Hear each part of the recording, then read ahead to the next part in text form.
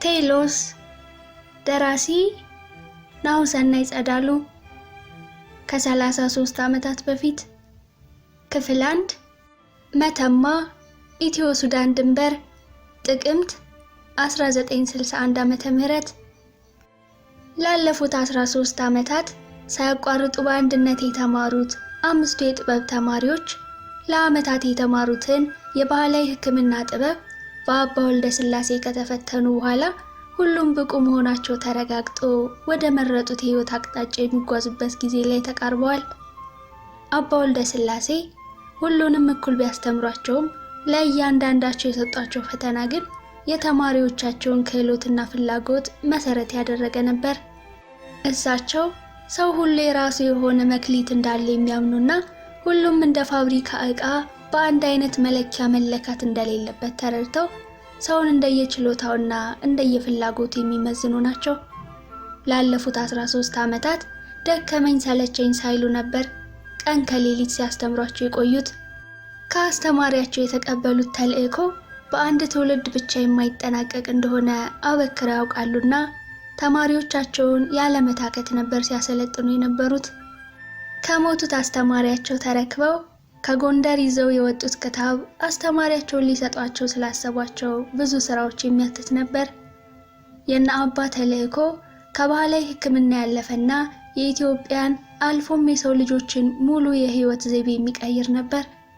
ግን ምን ያደርጋል፣ ቁልፉን የያዙት መምህር ይህንን እንኳን በቅጡ ሳይነግሯቸው ነበር በተማሪዎቻቸው ሞት ሐዘን ምክንያት ራሳቸውን ያጠፉት። በአስተማሪያቸው ሞት ግራ የተጋቡት አባ ከጎንደር እንደወጡ የጥበብ አደራቸውን ከውስጣቸው ሊያወጡ ታስበው ነበር። ነገር ግን የህይወት ዕጣ ፈንታ ሆነና በመጀመሪያ ለራሳቸው ቀጥሎም ለጓደኞቻቸውና ለአስተማሪያቸው የገቡት ቃል ይዟቸው ነው የጥበብ ትምህርቱን የቀጠሉት። በጊዜው የባህላዊ ሕክምና ጥበብ አዋቂ ጥበቡን የሚያወርሰው ለአንድ ሰው እሱም ለልጁ ብቻ ነበር።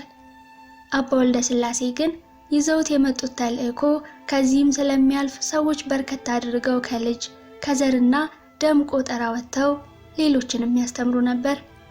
የክረምት ወራት አልፎ አዲሱ ዓመት እንደገባ አባ ወልደ ስላሴ ለዓመታት ከተማሪዎቻቸው ሸሽገውት የነበረውንና ይዘው የመጡትን ተልእኮ ለእያንዳንዳቸው ተማሪዎቻቸው ለየብቻቸው እየሰጡ ሸኟቸው። ቅድሚያ የሰጡት ለዘውዱ ነበር። ዘውዱ ከሌሎቹ በተለየ ስለዚህ ዓለም ምስጢርና ወደፊት ስለሚሆነው ነገር ማወቅ የሚያስችለው ጥበብ ነበረውና አስተማሪው ቀድሞ የሚፈልገውን ተልእኮ ሰጥተው ወደ አዲስ አበባ ልከውታል። ለእያንዳንዱ ተማሪ የሰጡት ተልእኮ ምስጢራዊ በመሆኑ በህይወታቸው እያስገዘቱ ነበር የነገሯቸው። ዘውዱን ቀድሞ መላክ ያስፈለጋቸውም ልዩ ጥበብ ስላለው ለሌሎቹ የሚሰጧቸውን ተልእኮ እዚያ ሆኖ እንዳያውቅ ነበር። ቀጥሎ ፈለቀን ከተልእኮ ጋር አዛምደው ወደ ትውልድ ቦታው ደሴ እንዲሄድ ሸኙት። ከሁሉም በቆይታቸው በጣም የተደሰቱበትንና ከነቀምት አካባቢ የመጣውን ድንቁን በትውልድ አካባቢው ብዙ ልጆችን የጥበብ ትምህርት እንዲያስተምር እንዲሁም ሌላ የግሉን ተልእኮ ሰጥተው ስንቅ ቋጥረው ላኩት። አባ ሶስቱን ተማሪዎቻቸውን ከሸኙ በኋላ ከልጃቸው ያሬድና ከእንጀራ ልጃቸው ክንዱ ጋር ነበር የቀሩት። ከሁለቱ ልጆቻቸውም ጋር እንደቀሩ ያሬድ አስቀድሞ እዚያው መሆን እንደሚፈልግ ነግሯቸው ነበርና ክንዱን የራሱን ተልእኮ ሰጥተው ለመሸኘት ይዘጋጁ ጀመር። የአባ የእንጀራ ልጅ ክንዱ ፍላጎቱ ትምህርቱን እንደጨረሰ ወደ ሱዳን ሄዶ መስራት ነበር። በመጀመሪያ ወደ ሱዳን መሄዱን ባይወዱትም የራሱ የህይወት መንገድ ምርጫ ስለነበር እንዲቀር አላስገደዱትም። በተጨማሪም ይዘውት ከመጡት ምስጢራዊ ተልእኮ አንዱ በሱዳንና በግብጽ የሚከወን በመሆኑ ያንን እንዲሰራም አስበዋል። ምስጢር አዋቂው ዘውዱም ቢሆን ክንዱ ሱዳን ሲወርድ መከራ እንደሚደርስበት ደግሞም በዚያ እንደሚሞት አስቀድሞ ነግሯቸዋል። ግን ከመሞቱ በፊት በዚያ ትልቅ ስራ ሰርቶ እንደሚያልፍም ተርኮላቸዋል። እሳቸውም ቢሆኑ ከዘውዱ ይህንን ይስሙ እንጂ ራሳቸውም ይህ እንደሚሆን አውቀዋል። በመጨረሻም ክንዱን ከመሸኘታቸው በፊት ለሀገሩ ኢትዮጵያ ትልቅ ስራ ሰርቶ እንዲያልፍ ታላቅ ተልእኮ ሰጡት። ይህም ተልእኮ ሱዳን ከገባ በኋላ ወደ ዋና ከተማዋ ካርቱም በመሄድ በነጭና በጥቁር አባይ መገጣጠሚያ ላይ ምስጢራዊ ስራ እንዲሰራ ነበር። አባ ወልደ ስላሴ ለክንዱ የሰጡት ተልእኮ ከባህል ሕክምና ያለፈ ነው። አባ ልጄ ክንዱ የአባይን ወንዝ ተከትለ ሂድ፣ ኢትዮጵያን በዚያም ታገኛታለህ ብሎ ነበር የሸኙት። ይህንንም ለመስራት እንዲያስችለው ታላቅ ኃይልና ዕውቀት የሚያገኝባቸውን ለዓመታት ሸሽገው ያስቀመጧቸውን ከአስተማሪያቸው ይዘው የመጡትን ክታቦች ሰጡት። ክታቦቹ ሁለት አይነት ሲሆኑ የመጀመሪያው የተለየ ዕውቀት የሚያገኝበት፣ ሌላው ደግሞ ኃይል የሚጎናጸፍበት ነው። አባ ወልደ ስላሴ የሰጧቸው ተልእኮ አንዳንዶቹን ተማሪዎች ዳግመኛ የሚያገናኝ የነበረ ሲሆን ሁሉም ተማሪዎች ጥበቡን ለሌሎች እንዲያስተምሩና እንዲያወርሱ አስምለው አስገዝተው ነበር የላኳቸው። አንድ ቀን ለሁሉም የሰጧቸው ተልእኮና ያስተማሯቸው ጥበብ ተገጣጥሞ ኢትዮጵያን ደግሞም የሰው ልጅን ታሪክ እንደሚቀይር ያውቃሉ። ክንዱ በእንጀራ አባቱ የተሰጠውን ተልእኮ ይዞ በሱዳን ዋና ከተማ ካርቱም ተገኝቷል። ትውልዱና አስተዳደጉ በኢትዮ ሱዳን ድንበር በመሆኑ ለሱዳኖች ቋንቋና ባህል የራቀ ስላልነበር ግራ አልተጋባም። ካርቱም እንደገባ መጀመሪያ ያመራው ተልእኮውን ለመፈጸም ወደሚረዳው ነጭ አባይና ጥቁር አባይ ወደሚቀላቀሉበት ስፍራ ነበር። ምንም እንኳ ቦታው ከተማው መሃል የነበረ እንዲሁም ለአየር መንገዱ የቀረበ ቢሆንም በርካታ የግብርና ስራዎች የሚሰሩበት እንዲሁም መሰል የባህል ሐኪሞች የሚገኙበት ነበር። ክንዱ ነጭና ጥቁር አባይ የሚቀላቀሉበት ቦታ ደርሶ ማየት ጀመረ። ጥቁር አባይ ይዞ የሚመጣው የአፈር ማዕድን ለሱዳንና ቀጥሎም ለግብጽ ገጸ በረከታቸው ሆኖ ዘመናትን አሳልፏል። አብዛኛው ውሃ ከኢትዮጵያ የሚመጣና ወንዙም ኢትዮጵያን በብዙ ሺህ ኪሎ ሜትሮች አቆራርጦ የሚጓዝ ሲሆን ኢትዮጵያ ከመመልከት ውጪ ያልተጠቀመችበት ትልቁ ሀብቷ ነው። ክንዱ ወደ አካባቢው እንደደረሰ ሁኔታውን በሚገባ ቃኝቶ ለስራ የሚያመች ቤት በወንዙ ዳር ተከራይቶ መኖር ጀመረ። ወደዚህ ቦታ በዋነኝነት ሲመጣ ከአባይ የተሰጠው ተልእኮ ከኢትዮጵያ በኩል የሚመጣው ውሃ የሀገሪቱን ሀብት እየመነተፈ እንዳይወጣ እንዲገዝትና በክታቡ ላይ ያለውን እጽ ቀምሞ ከድግምት ጋር በየሳምንቱ ወንዙ ውስጥ እንዲያፈስ ነው። አባ ክንዱን ወደ ሱዳን ከመላካቸው በፊት እጹን እንዴት እንደሚቀምምና እንደሚያዘጋጅ ለቀናት ሲያሳዩት ነበር። የሚቀምመውን እጽም ወደ ወንዙ ሲከት አብሮ የሚላቸውንም ነገሮች ጨምረው ከክታቡ ላይ አብራርተው አሳይተውታል። እሱን የገረመው ግን ወደ ወንዙ የሚከተው እጽ ተፈጥሮን በሚቃረን መልኩ ከወንዙ ጋር ከመፍሰስ ይልቅ ወደ ወንዙ መምጫ መንሳፈፉ ነበር። ለክንዱ ተልእኮ ጥንካሬና ኃይል የሰጡት ከአባ ተበርክተውለት የሚያነባቸው ሁለት ክታቦች ነበሩ። አንድ ቀን የመጀመሪያውን ክታብ አንስቶ ያነብ ጀመር። ይህ ክታብ ኢትዮጵያዊ አባቶች ስለ ውሃ በተለይም ስለ አባይ ወንዝ የጻፉት ነው። ሙሉ ክታቡ ቢነበብ የማይጠገብ ነበር። በመጀመሪያ ወደዚህ ሲመጣ መምህር የሰጡትን ተልእኮ አቅልሎ ነበር የተመለከተው። ይህን ክታብ ሲያነብ ነው ስለ ተልእኮ ታላቅነት የተረዳው። በክታቡ እንዲህ የሚል ጽሑፍ ሰፍሮበታል። ለእኛ ሰዎች ትልቁ የተፈጥሮ ኃጢአት ያለንን አቅም፣ ችሎታ፣ መክሊት ለመኖርና ለመሰልጠን አለመጠቀማችን ነው። ለኢትዮጵያውያን ደግሞ ትልቁ የተፈጥሮ ኃጢአት ለዘመናት ከጉያችን ሲወጣ የቆየውን ውሃ ሳንጠቀምበት ለሌሎች መገበራችን ነው። ውሃ የህይወት ሁሉ መሰረት ሆኖ ሳለ ተፈጥሮ እንጠቀምበት ዘንድ አድሎን ሳንጠቀምበት ከንቱ ነገሮችን ስንከተል ከርመናል። ኢትዮጵያ ያላት አንዱ ትልቁ የተፈጥሮ ጸጋና ስጦታ ውሃ ነው። ውሃ ብዙ ነገር ነው። ተጠጥቶ ያረካል፣ ተበልቶ ያጠግባል፣ ወስዶ ያደርሳል፣ አለምልሞ ያሳድጋል፣ ተጠራቅሞ ያበራል። ውሃ ህይወት ነው። ሰው ያለ ነዳጅ ብዙ ዓመት ኖሯል። ያለ ውድ ጌጣጌጦች ትውልድን አሳልፏል። ያለ ቴክኖሎጂ ዘመናትን ተሻግሯል። ያለ ውሃ ግን ቀናትን አይቆይም። በዓለማችን የታዩት አብዛኞቹ ቀደምት ስልጣኔዎችና ዝማኔዎች የተመሰረቱት በውሃ ላይ ነው። የሜሶፖታሚያ ስልጣኔ የተነሳው ከኤፍራጥስና ጤግሮስ ወንዝ ነው። የግብፅም ስልጣኔ ከአባይ ወንዝ ይቀዳል። ትልልቅ የንግድ ማዕከላት የተፈጠሩት ውሃን ተገን አድርገው ነው። አውሮፕላንና መኪና ሳይፈጠር ረዥሙ ጉዞ የውሃ ላይ የጀልባ ጉዞ ነበር። የሰው ልጅ ስልጣኔ የጀመረው ከውሃ ነው። ደግሞም የትኛውም የዝማኔ ከፍታ ላይ ቢወጣ ውሃ ያስፈልገዋል። እንዲሁም ስልጣኔ የሚጀምረው ከመብል ነው። ያልበላ በሕይወት አይቆይም፣ በሕይወት ያልኖረ ደግሞ አይሰለጥንም። የሰው ልጅ ደግሞ በሕይወት ለመቆየት ውሃ ዋነኛው አስፈላጊ ነገሩ ነው። ለዚህም ነው የሰው ልጅ አካላዊ ማንነት ራሱ አብላጫው ውሃ የሆነው። ውሃ ይህን ሁሉ ሆኖ ሳለ የውሃ ሀብታችንን መጠቀም አቃተን።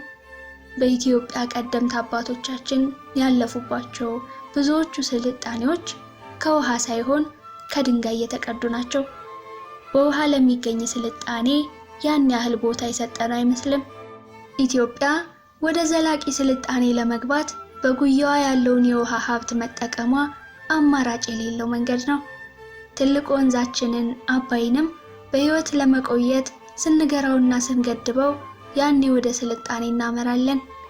አንድ ቀንም ትልቁ ወንዛችን አባይ ከኢትዮጵያ ወደ ኢትዮጵያ ይፈሳል።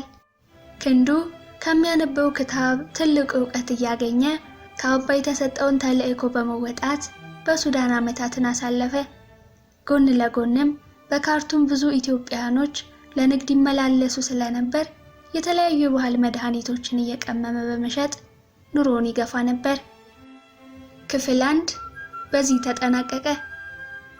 ክፍል 2 ወርቄ በእጇ ከያዘችው መለስተኛ ቦርሳ ውስጥ ካሉት የያሬድ ጥቅልል ጽሑፎች በስተቀር አንዳች የሚለበስም ሆነ የሚቀመስ አልነበራትም። ልጇን ጥላ ከወጣች በኋላ የተወሰኑ ሳምንታትን በየቤተ ክርስቲያኑ ጥግ እያደረች ኑሮዋን ለመግፋት ብትሞክርም ከልጇ ተለይታ የኖረችባቸው እያንዳንዳቸው ቀናት ግን የሰቆቃ ነበሩ። ወደ ልጇ ልመለስ ብትል እንኳ የምትሰጠው ባዶ እንባና ደረቅ ጡት ብቻ ነበር። ያኔም ቢሆን ወርቄ ልጇን ጥላው ስትወጣ ልክ አጋር እስማኤል ሲሞት እንዳታየው ብላ ከአንድ ቁጥቋጦ በታች ጥላው ርቃ እንደተቀመጠችው እንጂ የራሷን ነገር ለማመቻቸት አስባ አልነበረም። እንዲያውም የአዲስ አበባ ሰው ጥሩ ነው ሲባል ስለምትሰማ እንደ ልጃቸው አድርገው ያሳድጉልኛል በሚል ተስፋም ነበር። እየቆየ ግን የልጇን ናፍቆት ከአቅሟ በላይ ሲሆንባት በየቤተ ክርስቲያኑ ጥግ ማደርም ልትለምድ ያልቻለችው ሕይወት ሆነ። በመጨረሻ ግን አንጀቷን እያኘ ካላስቀምጥ ያላት ናፍቆት ቢበረታባት እፍረቷን ጥላ ልጇን ትታ ወደ ሄደችበት ቤት ለመመለስ ወሰነች። አንድ ረፋድ ጠዋትም ቀድሞ ወደ ተከራየችበት ቤት ራሷን ሸፋፍና መራች። ግቢው ጋር እንደደረሰችም ሰው ተሰብስቦ ይወግራት ይመስል እየተሸማቀቀች የመዝጊያውን በር ቀስ ብላ አንኳኳች። ማን ነው የሚል ድምፅ ከውስጥ ብትሰማም ድምጿን አጥፍታ ማንኳኳቷን ቀጠለች። የቤቱ አከራይ በሩን ከፈቱና በንዴት እግዚአብሔር ይስጥልኝ ደግሞ ብላችሁ ማንኳኳት ጀመራችሁ ብለው መልሰው በሩን ሊዘጉ ጀመሩ። ወርቄ ፈጠን ብላ እኔ ነኝ ወርቄ ነኝ አለችና እንባ ከዓይኖቿ ዱብ ዱብ ማለት ጀመሩ። ሴትየዋ ግራ እየተጋቡም ቢሆን በሩን በስፋት ከፍተው አንዴ ከላይ እስከታች አገላብጠው ካዩት በኋላ በሚያስገርም ፍጥነት ተንበርክከው ጎንበስ ቀና እያሉ እጃቸውን ወደ ላይ ሰቅለው እልልታቸውን አቀለጡት። እልልልልል እመብርሃን አንቺ ምን ይሳንሻል እያሉ መሬቱን መሳም ጀመሩ። የአካባቢው ሰው መሰብሰብ ጀመረ። ወርቄ የበለጠ መደንገጥ ጀመረች። ለምን ልጅሽን ጥለሽ ሄድሽ ብለው የሚወቅሳት ስለመሰላት አንገቷን ደፍታ ማልቀስ ጀመረች። የተሰበሰቡት ሴቶች እጇን ይዘው ወደ ዋናው አከራይ ቤት ይዘዋት ገቡ። አንዳች የሚያሰበችው ውርጅብኝና ቁጣ ያልጠበቃት ወርቄ ከጭንቅላቷ እንደተደፋች በዚህ ግቢ ያሳለፈችውን ትዝታና ልጇን እያሰበች ቆዝማለች።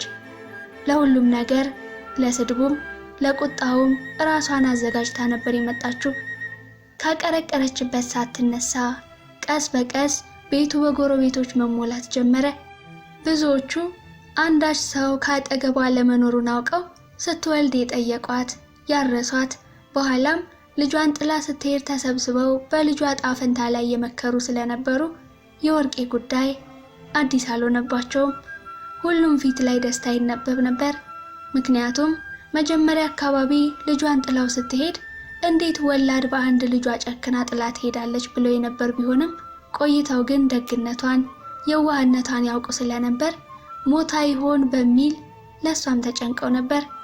ለዚህም ነበር ከወቀሳ ይልቅ እልልታን ያስቀደሙት። የልጇን አፍቆት አስሮ ያመጣት ወርቄ አይኖቿ ልጇን ፍለጋ ቢንከራተቱም ልታየው ባለመቻሏ ግራ ገብቷታል። ሞቷል እንዳትል ግማሹ የተቀበላት በእልልታ ነው፣ አለ እንዳትል ግማሹ ልክ እንደ ለቀስተኛ ነጠላውን አዘቅዝቆ በለቅሶ ነበር የተሰበሰበው። ደግሞም ቢኖር ኖሮ ቢያንስ አምጥቶ ያስታቅፏት ነበር። ብቻ ክርችም ብላ ተቀምጣለች። አንድም ሰው አቅፏት ከመሳም ከማልቀስና እንኳን ተረፍሽ ከማለት ውጪ በቅጡ አጠገቧ መጥቶ ስለ ልጇ የነገራት የለም። ቆይ ምን ይሆንኩ መስሏቸው ነው እንኳን ተረፍሽ የሚሉኝ? ለምንስ ነው አንዳቸውም ስለ ልጅ ያላወሩኝ? ራሷን ትጠይቃለች። ውስጧ ተጨነቀ። ቆይ በምን ድፍረትስ ጥላ የሄደችውን ልጅ የት ነው አሁኑን አሳዩኝ ብላ ትጠይቅ። በሌላ በኩል ደግሞ ለሳምንታት የናፈቃት የልጇ ጠረን ወደ አፍንጫዋ እየመጣ የእናትነት ልቧን ማላስችል ብሏት ለመጠየቅ ትዳዳለች። ለወርቄ ልጇን ጥላ ከሄደችበት ቀን ይልቅ ልጇን ለማግኘት የመጣችበት ቀን ከባድ ነበር። ለካ በህይወታችን አንዳንዴ አስቸጋሪና ከባድ የሚሆንብን የምንወደውንና የምንሳሳለትን ሰው ትተን መሄዳችን ሳይሆን ዳግም እሱን ለማግኘት የተመለስን ጊዜ ነው። እንዳቀረቀረች የቤቷ አከራይ ልጅ የቡና ረከቦት ማቀራረብ ጀመረች። ለተሰበሰቡት ጎረቤቶች ቡና ለማፍላትና አንዳች የሚቀመስ ነገር ለማዘጋጀት እየታተረች ነበር። ወርቄን ከሁሉም የምትቀርባት እሷ በመሆኗ ከእሷ አንዳች መልስ አገኛለሁ ብላ ብትጠብቅም አሁን ጉድ ማለት መጀመሯን አይታ ተስፋ ቆረጠች። እንዴት ጠርታ ትጠይቃት? በእድሜ የገፉት አከራይ አጠገቧ መጥተው በሐሳብ ከገባችበት ዓለም አነቋት። መጀመሪያ ወደ ቤታቸው ልትከራይ የመጣችው ወርቄና አሁን ያለችው ወርቄ ሰማይና ምድር ናቸው። ያኔ ስትመጣ እንደ ስሟ ወርቅ የምትመስል ችግር ባጠገቧ አልፎ የማያውቅ ልጅ ነበር የምትመስለው።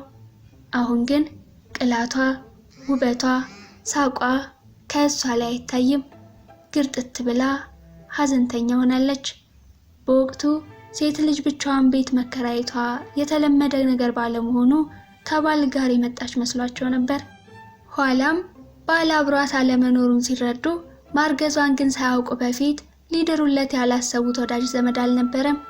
ኋላ ግን ጽንሷ እየገፋ ሲመጣ እሷን ባሏን እየፈለገች እንደሆነ ስትነግራቸው ነው ሐሳባቸውን እርግፍ አድርገው የተዉት።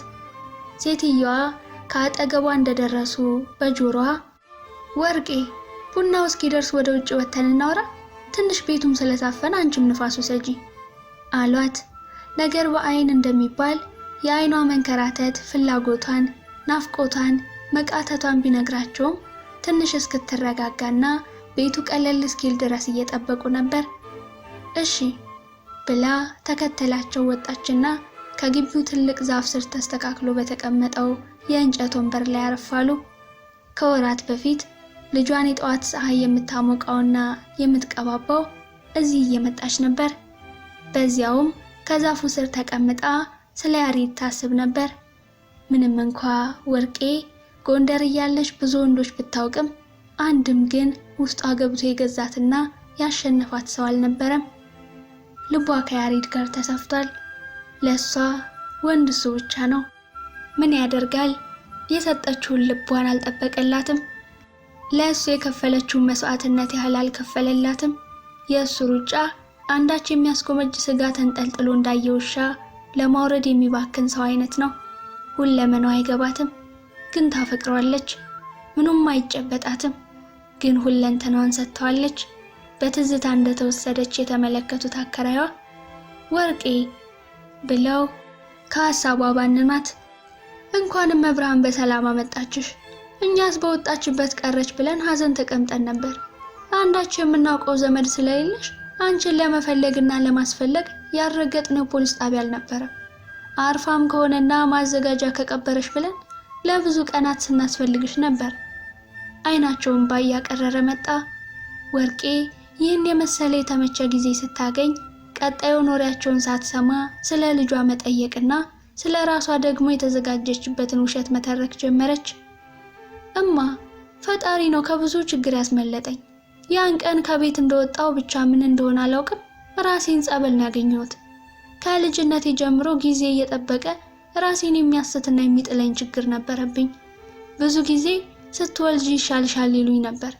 ነገር ግን ብሶ ያን ቀን ከቤት እንደወጣው ምን እንደሆነ ሳላውቅ ራሴን ሰዎች ጸበል ሲያስጠምቁኝ አገኘሁት።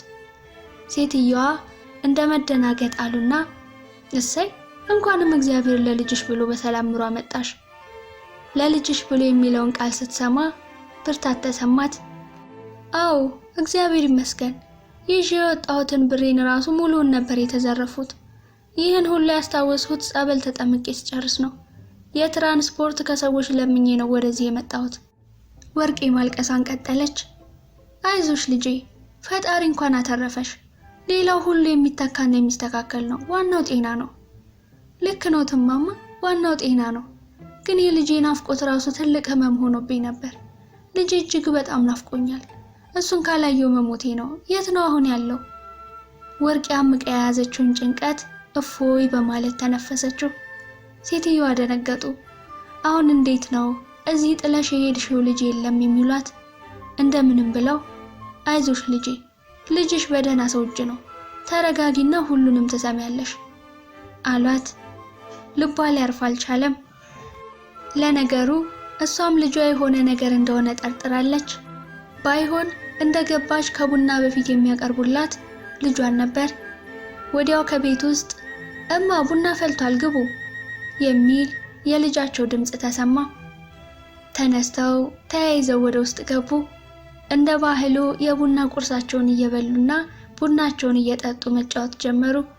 ወርቄም ጭንቀቷንና ፍርሃቷን ለመሸሸግ እየሞከረች አብራቸው ትጫወት ጀመር።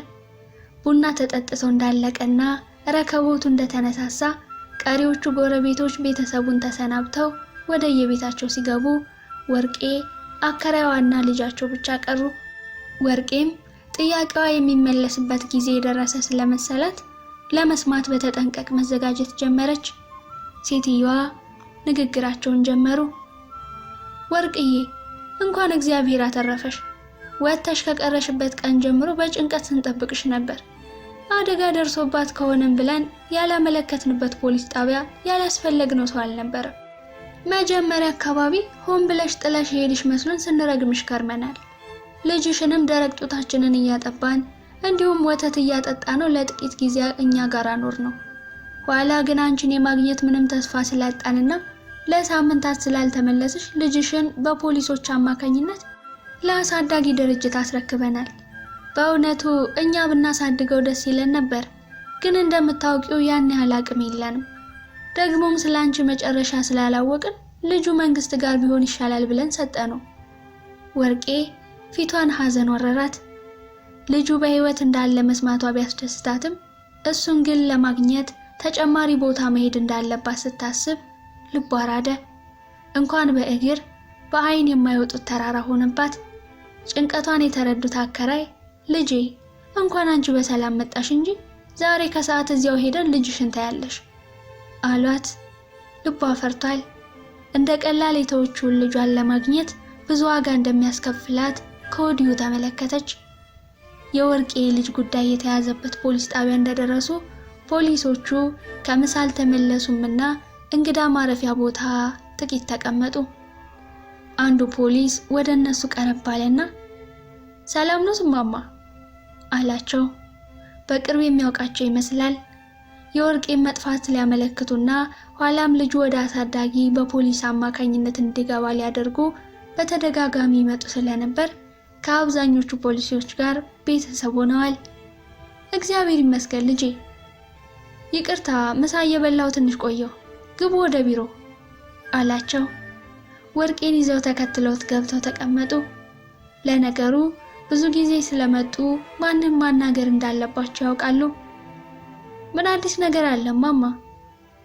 ልጅ የምስራች ይዤ ነው የመጣሁት። እንድትፈልጓት አመልክተን የነበረችው ልጅ ተገኝታለች በጣም ደስ ይላል። እንኳን ደስ አላችሁ።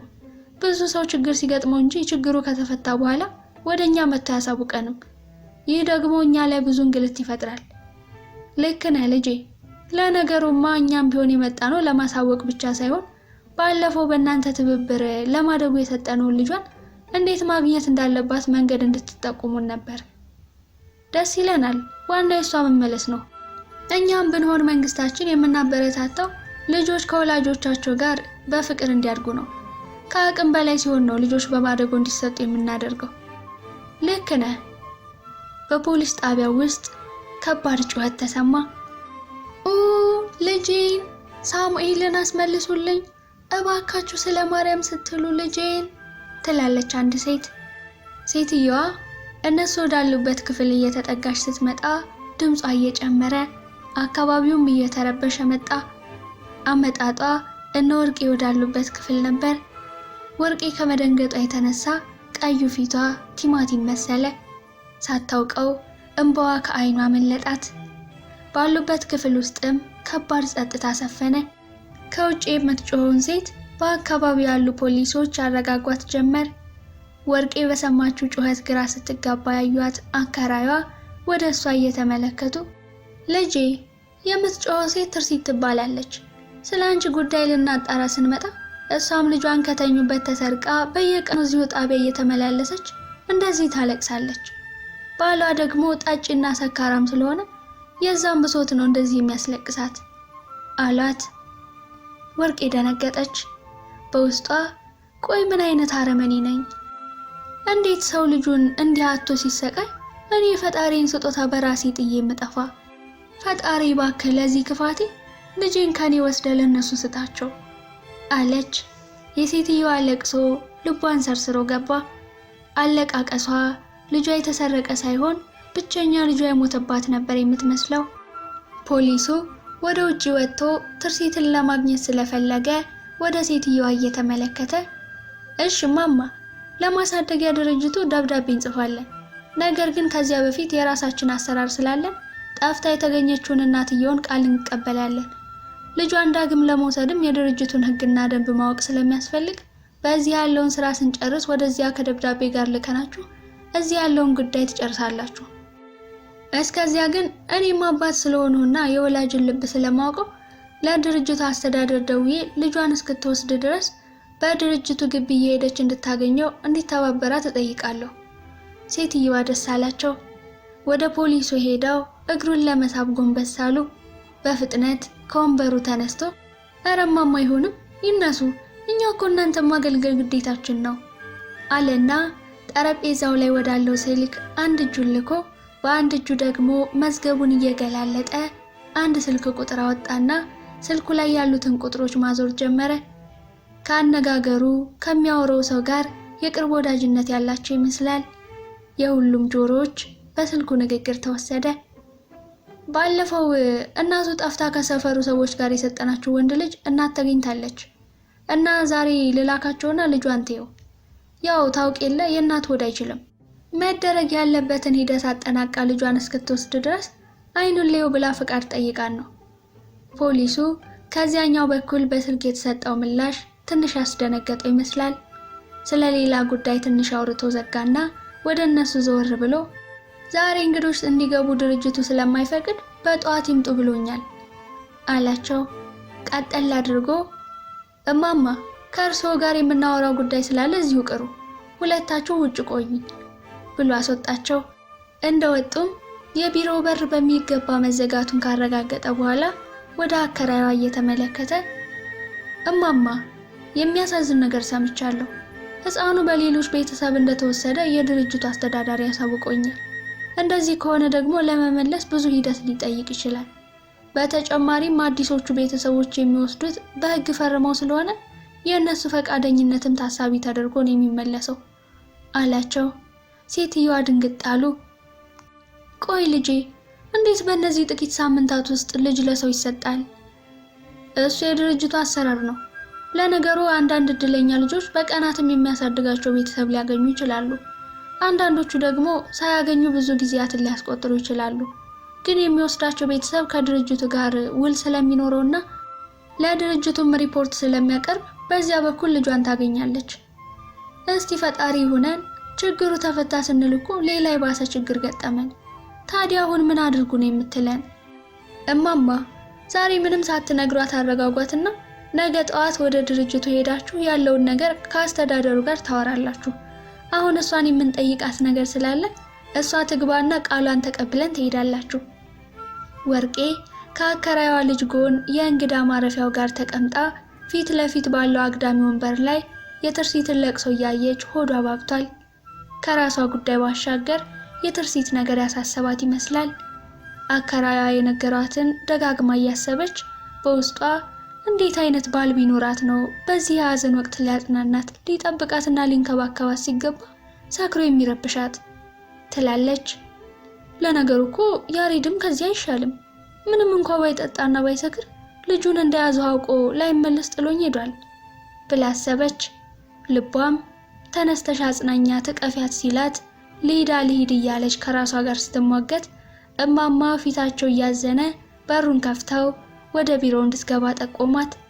ወርቄ ቢሮ ከገባች በኋላ በፖሊሱ የተጠየቀቻቸውን የተለያዩ ጥያቄዎች በተዘጋጀችው ውሸት መሰረት ከክፍለ ሀገር የመጣች የአእምሮ ህመምተኛ እንደሆነችና ከቤቷ ስትወጣ በመንገድ ላይ ራሷን ስታ ሰዎች ጸበል እንደወሰዷት ለሳምንታት እዚያ እንደነበረች ከዚያም ሲሻላት ከሰዎች ለምና ወደ ተከራየችው ቤት እንደተመለሰች አብራራችለት።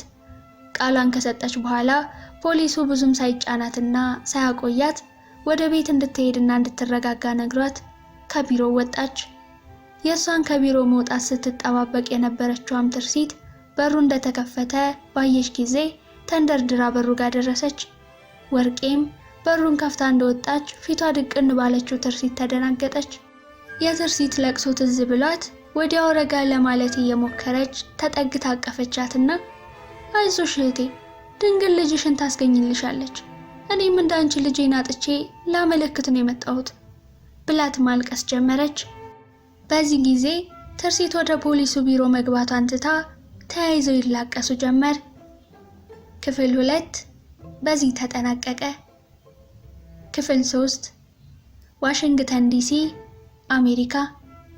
በቅርቡ ለሚሰጣት ተልእኮ ትልቅ ዝግጅት እያደረገች ያለችው አሊሰን ከፍተኛ የሆነ የአእምሮ ውጥረት ውስጥ ገብታለች። የተሰጣት ተልእኮ ከቀደሙት ለየት ያለና ባልተለመደ መልኩ የምትሰራው ስራና የምትሄድበት ቦታ ያልተቀመጡበት ዝርዝር ሐሳቦችንም ያልያዘ ነበር። የተነገራት የአካልና የአእምሮ ዝግጅት እንድታደርግና ለምን ያህል ጊዜ እንደምትቆይ ነበር። አሊሰን የመጨረሻውን የስለላ ተልእኮዋን በኢትዮጵያ ከፈጸመች በኋላ ለወራት ከአሜሪካ ሳትወጣ በከፍተኛ ድባት ያሳልፋለች። ምንም እንኳ ወደዚህ ስራ ስትገባ የምትታዘዘውን ሁሉ ለሀገሯ ስትል እንደምትፈጽም ቃል ገብታ ቢሆንም አንዳንድ ተልእኮዎች ከሞራል ልዕልናዋ በላይ ስለሚሆን አብዝቶ ያስጨንቃት ነበር። ይህም ግዴታዋን ከተወጣች በኋላ ብዙ ጊዜ ጠሊቅ ሐዘን ውስጥ ያስገባታል። ወደ ተልእኮዋ የምትሄድበት ሳምንት በመቃረቡ ከፍተኛ የአካል ብቃት እንቅስቃሴዋን ተለማምዳ ከመሸ ወደ ቤቷ ገብታለች። አሊሰን ወደዚህ የስለላ ስራ ከገባች በኋላ በልጅነቷ የወለደቻትን ሴት ልጅ ለደህንነቷ ስትል ከእናቷ ዘንድ ሸሽጋ ነበር የምትኖረው። ወደ ስለላ ሙያ የገባችው ሀገሯን ለማገልገል ካላት ፍላጎት ብቻ ሳይሆን ለስለላ ከፍተኛ ዝንባሌ ስለነበራት ነው። ለዚህም ስትል ልጅ እንዳላት ሳትናገር ነበር ወደ ስራ የገባችው። የስራ ጓደኞቿ ሳይቀሩ ልጅ እንዳላት አያውቁም ነበር። እራቷን አዘጋጅታ እንደጨረሰች የቤቷ ደውል 2 ጠራ። በዚህ ምሽት እሷ ጋር ማንም እንደማይመጣ ስለምታውቅ በቀስታ ሽጉጧን ከቦርሳዋ አውጥታ ወደ ዋናው በር አመራች። የምትኖርበት ቤት ከመንገድ ዳር በመሆኑ አቅጣጫም የጠፋቸው ሰዎች ሊሆኑ እንደሚችሉ እየጠረጠረች በጸጥታ ተጠጋች። በበሯ ቀዳዳ ስታጮልቅ አንዳችም ሰው አይታይም። በሩን ከፍቶ መውጣት አደጋ እንዳለው ስለተረዳች የመጀመሪያ ፎቅ ላይ ወጥታ አካባቢውን መቃኘት ጀመረች። ማንም የለም። መኪኖች አሁንም በመንገዱ እየተመላለሱ ሲሆን መግቢያ በሯ ላይ ግን ፖስታ የመሰለ ነገር ተጠቅልሎ ተቀምጧል። ወዲያው ነገሩ ገባት። ብዙ ጊዜ ሰዎች ማንነታቸውን ሳይገልጡ በድብቅ መልእክት ለማስተላለፍ የሚጠቀሙበት መንገድ ነው። ወደ ታችኛው ክፍል በፍጥነት አምርታ ውጪውን በድጋሚ በመስኮት በኩል ከፈተሸች በኋላ በሩን በዝግታ ከፍታ ወጣች። አንድም እግረኛ ሰው የሆነ የቆመ መኪናን በቅርብ አይታይም። የተጣለውን ወረቀት ይዛው ገባች። ትልቅ ፖስታ ነበር። መልእክቱን ለማየት በጥንቃቄ ትከፍተው ጀመር። በአሁኑ የምትሄድበት ተልእኮ በቢሮዋ በኩል ስላልተነገራት በምስጢር አምጥተውልኝ ይሆናል ብላ አሰበች። በእርግጥ አንዳንድ ተልእኮች በዚህ አይነት መንገድ ይሰጧት ነበር። ደግሞ ቤቷን ከስለላ ቢሮ ሰራተኞች ውጪ ማንም እንደማያውቀው ስለምታውቅ ሌላ ነገር አልጠረጠረችም። ፖስታውን ከፍታ ውስጡ ያሉትን ወረቀቶች ማውጣት ጀመረች። ያየቻቸውን ፎቶዎች ማመን ስላልቻለች በድንጋጤ አይኖቿ መፍጠጥ ጀመሩ። ውስጡ ብዙ ፎቶዎችና አንድ ደብዳቤ አለ። የደብዳቤውን ይዘት ሳታነብ ነበር ፎቶዎቹን አይታ የመልእክቱን ይዘት የጠረጠረችው። ፎቶዎቹ አስደንጋጭ ፎቶዎች ናቸው። የሴት ልጇና የእናቷ ፎቶዎች ነበሩ። የተነሱትም በቅርብ ከሚከታተላቸው ሰው እንደሆነ ያስታውቃል። የልብ ትርታዋ ፍጥነት ይጨምር ጀመር።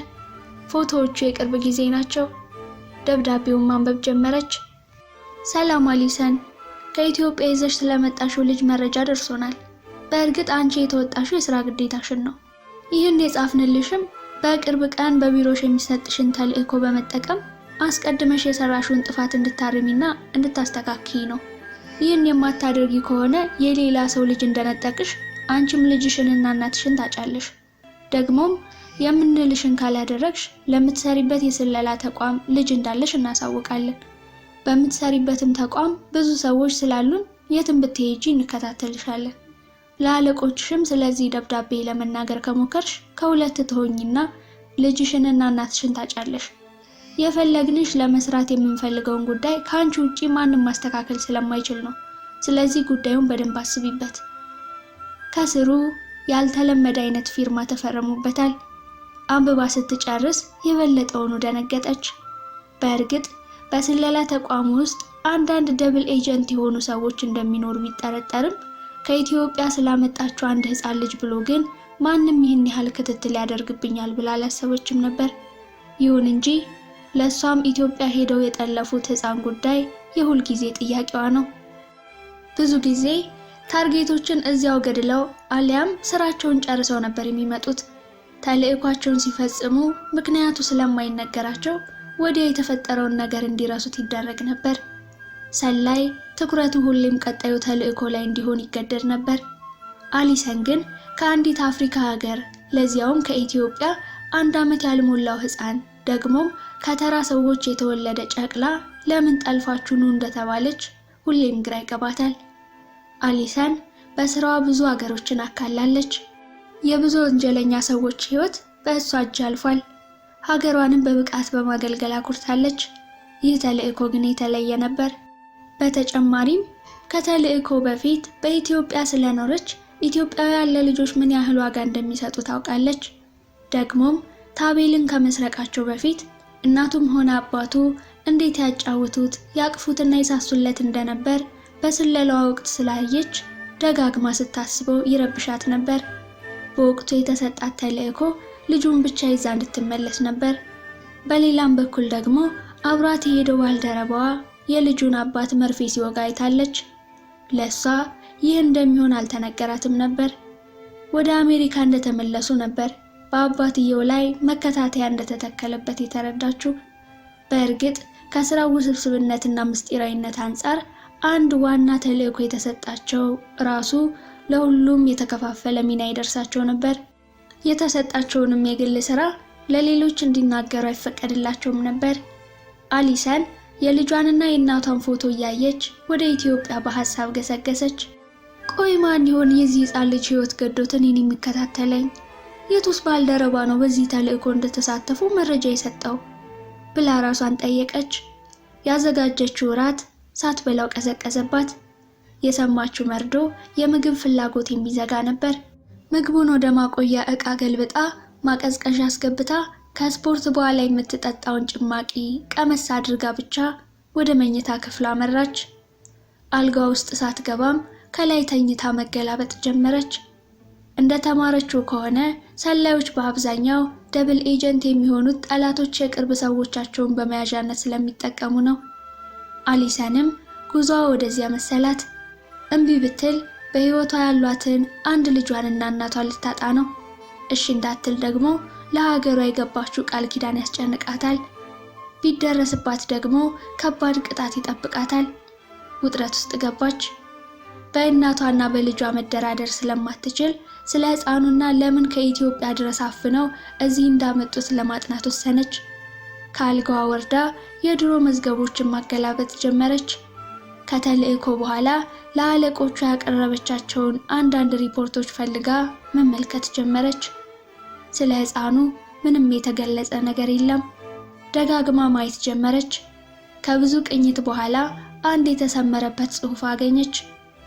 የተፈላጊው ሕፃን አባት በአሜሪካ ለ5 ዓመት ስለኖረና እንግሊዘኛ አቀላጥፎ መናገር ስለሚችል እሱ ባለበት ለምትለዋወጣቸው ምስጢራዊ ሐሳቦች ተጠንቀቁ።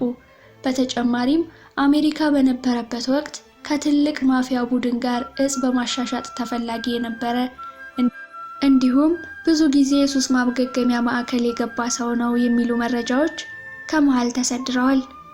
አሊሰን ነገሩ እየተገለጠላት መጣ። ተፈላጊው መስፍን በአሜሪካ በእንደዚህ አይነት ህይወት ውስጥ ካለፈ ይህ ደብዳቤ የመጣው ከእሱ ግብረ አበሮች ሊሆን እንደሚችል ጠረጠረች።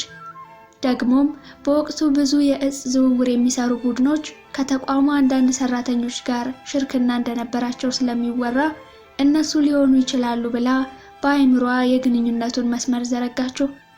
ወዲያው ክፍሏ ውስጥ ወዳለው ነጭ ሰሌዳ ሄዳ ፎቶዎቹን እየለጣጠፈች የሚገናኙበትን መስመር መስራት ቀጠለች። ከፎቶዎቹም ስር የተለያዩ መላምቶችን ዘረዘረች። ካገኘችው ፋይል የተፈላጊው መስፍን ቤተሰቦች እዚህ አሜሪካ እንዳሉ ስለሚዘረዝር ለእነሱም በነጩ ሰሌዳ ላይ ትልቅ ሳጥን ስላ የመስፍን ቤተሰቦች ብላ ሰየመች። ወደ አሜሪካ የተወሰደው ሕፃን ታቤል፣ መስፍን፣ የእጽ አዘዋዋሪው ቡድን፣ የመስፍን ቤተሰቦች፣ እነዚህ የጉዳዩ ዋና አካላት ሊሆኑ እንደሚችሉ ጠረጠረች። በቀጣይ የምትሰራቸውን ስራዎች በወረቀት ማስፈር ጀመረች። ሕፃኑ አሁን የትና ከማን ጋር እንዳለ ማጥናት፣ የመስፍንን ቤተሰቦች መፈለግና እነሱን መሰለል፣ እንዲሁም ባለፈው መስፍን ላይ መከታተያ መሳሪያ ስለቀበሩበት እንደምንም ብላ ከተቋሙ ባልደረቦች ጋር ተደራድራ የት እንዳለ ማወቅ፣ በመጨረሻም እዚህ ሳለ አብሮ የሰራባቸውን የማፊያ ቡድኖችና እጽ አዘዋዋሪዎች ለይታ ማግኘትና ቤተሰቧን ከጥቃትና ከኢላማ ነፃ ማውጣት ስትል ለራሷ የቤት ስራ ሰጠች። ሳምንቱን ሙሉ በብዙ ሐሳብ እንደተወጠረች ከቤቷ ሳትወጣ ያሳለፈችው አሊሰን ጊዜው ደርሶ ቀጣዩን ተልእኮ ለመቀበል ወደ መስሪያ ቤቷ አመራች። ከወትሮ ይልቅ በጥንቃቄ ነበር ሄደችው። እሷ የማታውቃቸው እነሱ የሚያውቋት፣ እሷ የማታያቸው እነሱ የሚያዩት ብዙ አይኖች እየተከታተሏት እንደሆነ አውቃለች። ወደ ተቋሙ እንደደረሰች ራሷን በመሰወር በሰራተኞች ሳይሆን በእንግዶች መግቢያ በኩል ወደ ውስጥ ገባች። ወደ ውስጥ እንደዘለቀችም ወደ ቢሮዋ ካመራች በኋላ በፋይሉ ያስቀመጠቻቸውን አንዳንድ የነ መስፍን መረጃዎች ከመደርደሪያዋ ላይ አንስታ ኮፒ ካደረገቻቸው በኋላ ወደ ቦርሳዋ አስገባቻቸው። ዛሬ ወደ ቢሮ የመጣችው ተልእኮ ለመቀበል ብቻ ሳይሆን ለቅርብ ወዳጇም ጭምር ተልእኮ ለመስጠት ነውና መፍጠን እንዳለባት ተረዳች። ወዲያው ፋይሎቿን ሰብስባ ወደ አለቃዋ ቢሮ አመራችና አንኳኩታ ገባች። እንኳን ደህና መጣሽ አሊሰን አለ አንድ ፊቱን አዙሮ የተቀመጠ ሰው። አሊሰን እንደ መደናገጥ ብላ እንኳን ደህና ቆየኝ አለች። ሰውየው ከጀርባ ሲታይ ምንም አለቃዋ አይመስልም። ተሽከርካሪ ወንበሩን ወደሷ አዙሮ ፊት ለፊት ተያዩ። አሊሰን ደነገጠች። አለቃው አልነበረም። አንድ በእድሜ ብዙ የማይበልጣት ጎልማሳ ሰውዬ ነበር ቢሮ ውስጥ ያለው። ድንጋጤዋን ለመሸፈን እየሞከረች ሰላም ሚስተር ካርተር የለም የሚል ጥያቄ አስከተለች። ካርተር የለም፣ ከዚህ በኋላ አለቃሽ እኔ ነኝ። እንደሰማሁት ከሆነ ባለፈው ኢትዮጵያ ውስጥ በፈጸመው ድንቅ ተልእኮ ምክንያት እድገት ሰጥተውት የላይኛው ቢሮ ገብቷል። የዋሰ ደነገጠች።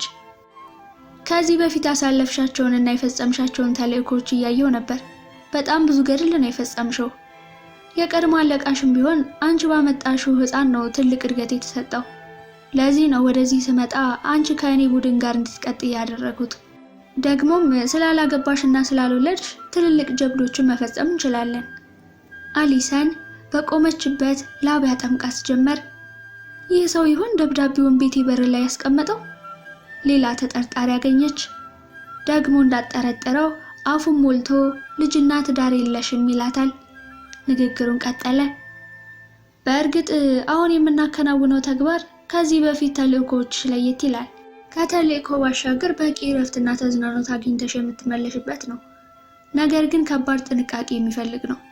ለዚህ ተልእኮ የተመረጥሽው ምስራቅ አፍሪካን ከሌሎቹ በተሻለ ታውቂያለሽ ተብሎ ስለታመነ ነው። በውስጧ ኢትዮጵያ መልሰው ሊልኩኝ እንዳይሆን ስትል ለሚቀጥሉት 2 ሳምንታት በሱዳን ካለ የአሜሪካ ኤምባሲ ሰራተኛ ጋር በመሆን ከአሸባሪዎች ጋር ግንኙነት እንዳለ የተጠረጠረ አንድ አሜሪካዊ ኢንቨስተር ትከታተያለሽ አላት። የምትሄጂው ብቻሽን ሲሆን እዚያም እንደማንኛውም ሰው የሚቀበሉሽ የሆቴል አገልግሎት ሰጪዎች ናቸው። ድጋፍ ባስፈለገሽ ሰዓት ሁሉ ግን በኤምባሲ የሚሰሩ ሱዳናውያን ስላሉ እነሱ በሚገባ ይረዱሻል። በተጨማሪም ሙሉውን የተልእኮ ዝርዝር የሚሰጥሽ የኤምባሲ ሰራተኛ የምታርፊበት ሆቴል መጥቶ ያገኝሻል። ፎቶውን የሚሰጥሽ ፋይል ውስጥ ታገኛለሽ። አሊሰን ከአለቃዋ የምርመራ ፋይሉን ተቀብላ ተሰናብታ ወጣች። በእርግጥ ለብቻዋ መሄዷ ትንሽ እረፍት ሰጥቷታል። ይሁን እንጂ እሷ ሌላ ሰው እንደምትከታተል እሷን ደግሞ የሚከታተሏት ሰዎች እንዳሉ ማወቋ ትንሽ ፍርሃት አሳድሮባታል። ቢሮዋ ገብታ የምትፈልጋቸውን መረጃዎች በሙሉ ካወጣች በኋላ በገባችበት የእንግዶች በር ተመልሳ ወጣች። በእርግጥ በተቋሙ ሕግ ማንም ሰራተኛ ተልእኮ ከተቀበለ በኋላ የሚወጣው በምስጢራዊ በሮች ነበር። ከግቢው እንደወጣች ታክሲ ተሳፍራ ወደ አውሮፕላን ጣቢያ መራች። አወጣጧ በዚያው ወደ ተላከችበት ቦታ ለመሄድ ነበር። ወደ ቤቷ ተመልሳ መሄድ ጥርጣሬ እንደሚጨምርባትና የሚከታተሏት ሰዎች አይን ውስጥ እንደሚያስገባት ታውቃለች። አስቀድማም የጉዞ ሻንጣዋን ይዛ ስለነበር ሰዓቱ እስኪደርስ ኤርፖርቱ አካባቢ ወዳለ ሆቴል ገብታ ትንሽ አርፋ ለመውጣት አሰበች። ከሆቴሉ እንደደረሰች የጉዞ ሻንጣዋን አውርዳ ወደ እንግዳ መቀበያዋ ስታመራ አንድ ታክሲ ከኋላዋ ጥሩምባውን ማሰማት ጀመረ። ፍጥነቷን ጨምራ ያልሰማች በመምሰል ወደ ውስጥ ገባች። በሩ ጋር የቆመው እንግዳ ተቀባይ እመቤቴ፣ የታክሲ ሹፌሩ እየጠራውት ነው አላት። አሊሰን ዘወር ስትል ወደ ሆቴሉ ያመጣት አይነት ታክሲ ውስጥ የሆነ ሰው እጁን ሲያወዛውዝላት ተመለከተች። ደንገጣለች። ካለችበት ቦታ ሳትነቃነቅ ከውስጥ ያለውን ሰው ወደ እሷ እንዲመጣ በምልክት እየጠራችው አደጋ ሲያጋጥማት የምትጠቀምበትን መሳሪያ የምትከትበትን የሻንጣዋን የላይኛውን ቁልፍ ማስተካከል ጀመረች። የጠራችው ሰው ወዲያው ከታክሲ ወርዶ እያነከሰ ወደ እሷ መጣ። እመቤቴ ይቅርታ፣ አንድ ሰው ለሚስቴ ይህን ፖስታ ስጥልኝ ብሎ ታክሲ አሳፍሮ ልኮኝ ነው። የመጣሽበትን ታክሲ ከኋላ ስንከታተል ነበር። ማን ነው የላከ? ፊቱን አይተኸዋል? አለችው ቆጣ እንደማለት እያለች። እመቤቴ የባለዎትን ፊትማ እርስዎ ነዎት የሚያውቁት። ልጅ ትቼ ነው የወጣሁት። ለእሷ ይህን አቀብልልኝ ብሎ ጥሩ ገንዘብ ሰጥቶኝ ነው። አሁን ይቀበሉኝና ልሂድ አላት። አሊሰን ምንም ማድረግ እንደማትችል ታውቃለች። ሰውየውን በድብቅ ፎቶ አነሳችውና መልእክቱን ተቀብላ ወደ ውስጥ ገባች። እንዴት እዚህ ድረስ በግልጽ ሊከተሉኝ ቻሉ? አለች በልቧ። ወደ ውስጥ ገብታ የእንግዳ መቀመጫው ላይ እንደተቀመጠች ፖስታውን ከፍታ ማንበብ ጀመረች። ሰላም አሊሰን፣ ወደ ሱዳን ተልእኮ እንደተሰጠሽ አውቀናል። ይህንን ያደረግነው ያበላሸሽውን ስራ እንድታስተካክይ ነው። ሱዳን እንደደረስሽ መስራት ያለብሽን ስራ የሚነግርሽ ሰው ያገኝሻል። ያን ሰው ለመጉዳት ከሞከርሽ ወይም የምንሰጥሽን ተልእኮ ካልተወጣሽ ወደዚህ ስትመለሺ ልጅሽንና እናትሽን አታገኛቸውም። ከስሩ በጣም የምትወዳት ልጇና እናቷ አንድ ላይ የተነሱት ፎቶ አለ። ግራ ተጋባች። አዲሱ አለቃዬ ነው ከነዚህ ቡድኖች ጋር እየተባበረ እንዲከታተሉኝ የሚያደርገው ወይስ የትኛው ባልደረባ ነው በዚህ ጉዳይ እኔ ታርጌት እንደሆነ የሚሰራው ብላ መብሰልሰል ጀመረች። በእርግጥ ከአዲሱ አለቃዋ ይልቅ ነባር አመራሮችን ነበር የጠረጠረችው። ብዙ ጊዜ ተልእኮ ሲሰጥ ስለ ሰራተኞቹ ልምድ በደንብ የሚያውቁ ሰዎች ናቸው መርጠው የሚመለመሉት። ደግሞም አለቃዋ ለዚህ ተልእኮ ሌሎች እንደመለመሏት ነግሯታል። ስለ ጉዳዩ አብዝታ ማሰብ ጀመረች። ይህ ጉዳይ ትልቅ መዘዝ ይዞባት እንደሚመጣ አንዳች አልተጠራጠረችም። ምክንያቱም ልጇንና እናቷን በግልጽ ማሸሽ እንደማትችል ታውቃለች። ግራ እየተጋባችም ቢሆን ሱዳን ስትደርስ ማድረግ ያለባትን ነገሮች ማሰብ እንዳለባት ለራሷ ነገረችው። በሆቴሉ ምሳዋን ከበላች በኋላ ለጉዞ ወደ አውሮፕላን ጣቢያው አመራች። እንደ ተራ ግለሰብ ስለምትጓዝ ፍተሻው ብዙ ነበር። ሁሉንም ፍተሻዎች ካጠናቀቀች በኋላ የበረራ ሰዓታቸው ደርሶ ወደ አውሮፕላኑ አምርታ ጉዞዋን ከዋሽንግተን ዲሲ ወደ ሱዳን ካርቱም አደረገች። ክፍል 3 በዚህ ተጠናቀቀ። ክፍል 4 ይቀጥላል።